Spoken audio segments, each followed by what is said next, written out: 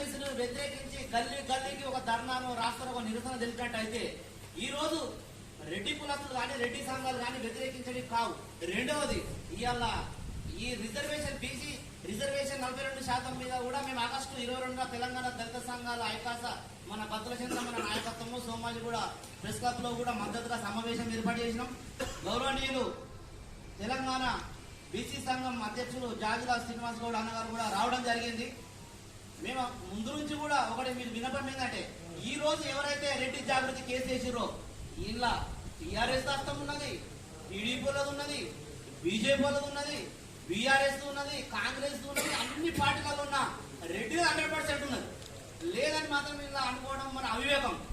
ఈ ఉద్యమాన్ని బలంగా ముందుకు తీసుకుపోయేందుకు పెద్దలందరూ కూడా మనం తిప్పకుండా పోరాటం చేస్తేనే ఫలితం ఉంటుంది తప్ప 4 రోజులు చేసి ఉద్యమాన్ని ఎవరో వస్తారు ఎవరో చేస్తారంటే మాత్రం ఈ రిజర్వేషన్లు ఈ హక్కులు సాధించే పరిస్థితిలో ఉన్నాం. కాబట్టి అందరం కూడా ముక్తఖండంతో ఖండించాలి.